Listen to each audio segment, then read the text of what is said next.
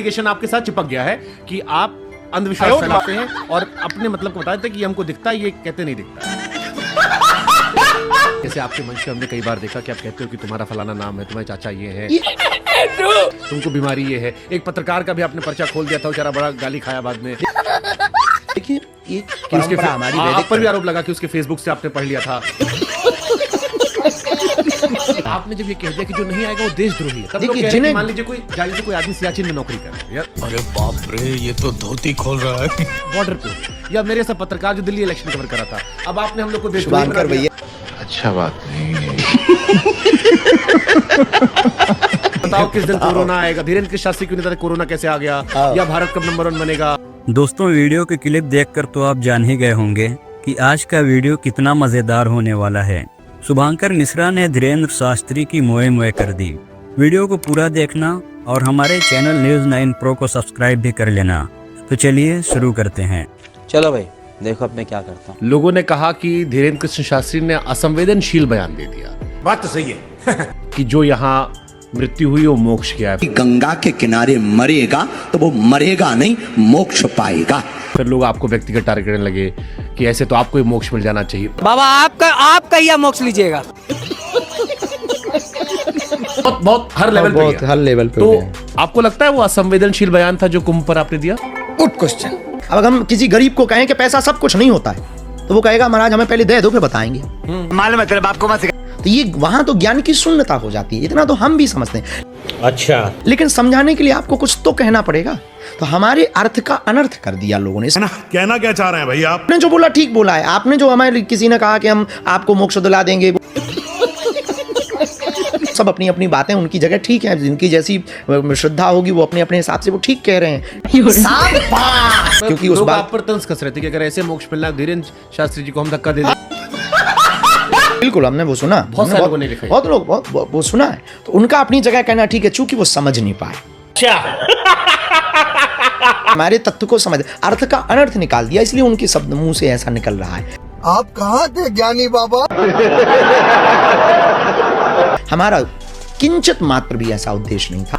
झूठ पे झूठ। इसको एक और इसमें कोट करता हूँ। एक शंकराचार्य, उन्होंने कहा कि आप भाजपा सरकार के प्रचारक के तौर पर काम करने लगे। सही पकड़े हैं कि सरकार पर सवाल कवर करने के लिए आपने वो लाइन बोली। नहीं ये फंस गया सीएम। 140 साल वाला जो थ्योरी थी, 140 साल बाद कुंभ हो रहा है, ये गलत फैलाया गया था। ये नहीं है, ये हर बार फैला दिया जाता है। Good question.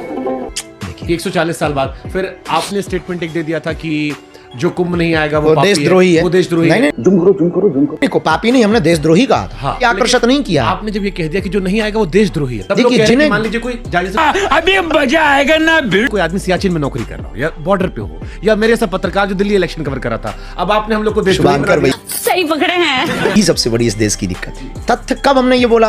किसी ने ये तर्क दिया, कमेंटमेंट किया है क्या कि जो कुंभ में जा रहे हैं वो पापी है। तू चुप रहे बाबा, तू चुप रहे। ये पूछा जाता है हमसे क्वेश्चन। हमने कहा जो कुंभ में जा रहे हैं तो भगवान की बड़ी कृपा है कि पापी है, और वो ये प्रमाण दे दें कि वो पापी नहीं है। ठीक है। और जो नहीं आ रहे हैं, जिन्हें गंगा से प्यार नहीं, गंगा तो सबकी है, सही बात है। अरे कहना क्या चाहते हो? जीवनदायिनी, तो जो जिन्हें गंगा से प्यार नहीं, जिन्हें जीवनदायिनी नदियों से प्यार नहीं, जिन्हें प्रकृति, भले ही तुम्हें सनातन से नफरत हो, कहना क्या चाह रहे हैं भाई आप? पर गंगा से तो प्यार होना चाहिए, क्योंकि इस देश की जीवनदायिनी नदी है। इस देश की जीवनदायिनी नदी नर्मदा है, सरस्वती है। हम मालूम है तेरे बाप को मत सिखा। और तुम्हें त्रिवेणी से प्यार नहीं है, तुम्हें गंगा से प्यार नहीं है, तो निश्चित रूप से तुम देशद्रोही हो। ये फंस गया सीएम। तो आपने ये नहीं कहा था, अभी कह रहे हो। अरे हमने ये कहा है कि भैया आपको अगर संगम से प्यार नहीं है, महाकुंभ से अगर प्यार नहीं है, तो आप देशद्रोही हो। उसमें क्या संदेह? खाओ माँ कसम। क्योंकि मैसेज ये गया कि आपने कहा जो नहीं स्नान करने आएगा वो देशद्रोही है। बेझिझक, ये भी कोई गलत नहीं बोला। साले का खोपड़ी तोड़ साले। मन भी तो पहुंचे, पर वो विस्तार से पूछा किसने? वो विस्तार से पूछा किसने? मैं नहीं बताऊंगा। हाँ, तो जो मन से भी स्नान कर गए, या जिनके परिवार के लोग गए और एक लोग मजा आएगा ना, एक पहुंच गया, नहीं जा सकते, या एक डब वहां से जल, गंगा जल ले आए और घर पे छिड़क लिया, तो उनको भी तो पुण्य मिलेगा ना महाराज जी। जैसे आपके मंच पे हमने कई बार देखा कि आप कहते हो कि तुम्हारा फलाना नाम है, तुम्हारे चाचा ये है, तुमको बीमारी ये है। क्या बात कर रहे हैं? एक पत्रकार का भी आपने पर्चा खोल दिया था, बेचारा बड़ा गाली खाया बाद में देखिए एक कि उसके परंपरा हमारी आप वैदिक पर भी आरोप लगा कि उसके फेसबुक से आपने पढ़ लिया था। अरे बाप रे, ये तो धोती खोल रहा है। तो ये क्यों आपकी इमेज बनी है कि आप भविष्य देख लेते हो और फिर अब देश में जो भी घटना होती है, क्या सीन है। उससे हमको जोड़ते हैं। जो बुरा होता है इस देश में, उसमें धीरेन्द्र शास्त्री को लोग पूछते हैं कि आपको क्यों नहीं पता। क्यों? हाँ, ये जरूर क्वेश्चन डालेंगे। और अभी तो रुको, क्लाइमैक्स अभी बाकी है। ये बताओ किस दिन कोरोना आएगा? धीरेन्द्र शास्त्री क्यों नहीं पता कोरोना कैसे आ गया, या भारत कब नंबर 1 बनेगा? धंधा बंद करवाएगा क्या? अब एक वैदिक, हाँ वो पिछले समय में, हाँ ऐसे तो बहुत दुनियादारी के लोग हैं, वो तो चलते ही रहते हैं, कुछ ना कुछ बोल। Are you comedy me? कि क्या अंतर कैसे होता है? क्योंकि ये एलिगेशन आपके साथ चिपक गया है कि आप अंधविश्वास फैलाते हैं और अपने मतलब को बताते हैं कि हमको दिखता है, ये कहते नहीं दिखता। सही पकड़े हैं। बवाल करवाओगे महाराज आप, आपके साथ हमको लपेटेंगे लोग। कभी आपने बात की हिंदू राष्ट्र की उनसे? नहीं, जरूरत ही नहीं। हम कभी सरकार के भरोसे हिंदू राष्ट्र के नहीं है। एक बात और बड़ी, अच्छा कैसे बनेगा? मान लो आप हिंदू, इस देश का हिंदू अपने आप को पहले कट्टर हिंदू बनाए, तब भारत हिंदू राष्ट्र। कट्टर हिंदू की जरूरत क्या है? बिल्कुल जरूरत है।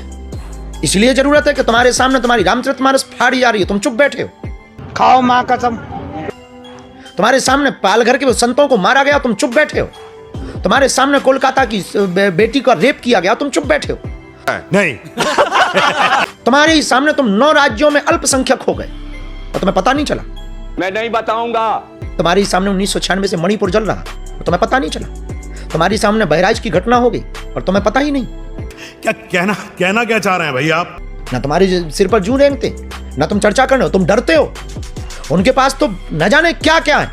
ये तो लेटेस्ट न्यूज है। और तुम्हारे घर पे तो आजकल लाठी भी नहीं बची, माला तो ठीक है, भाला भी नहीं बचा है। और तुम कहते हो हम हिंदू हैं। गजब टूबीबाज आदमी। मस्तक का टीका फीका हो गया, उनकी टोपी अभी तक नहीं उतरी और तुमने अपनी धोती कब की उतार? कब हो गया ये?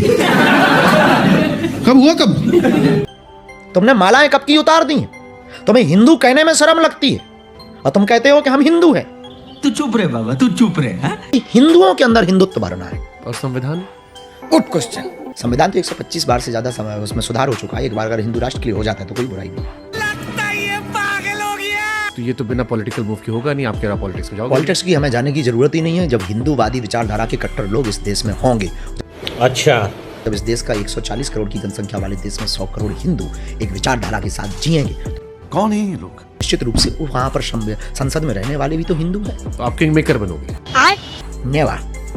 तब तक हम रहेंगे भी कि नहीं रहेंगे ये भी हमारा कोई ड्रीम थोड़ी है। गजब टूबीबाज आदमी। 500 साल राम मंदिर को इस देश में लग गए हैं। हिंदुओं जैसा कोई बुजदिल तुम्हें लगता है कोई होगा? 500 साल तुम्हें राम मंदिर के लिए लग गए, हिंदू राष्ट्र के लिए तो 1000 साल तो लेके ही चलो। बस हवा निकल गई। दोस्तों आशा करता हूँ कि वीडियो आपको पसंद आया होगा। वीडियो अच्छा लगा तो वीडियो को लाइक करके हमारे चैनल न्यूज़ 9 प्रो को सब्सक्राइब करना न भूलें। जय हिंद।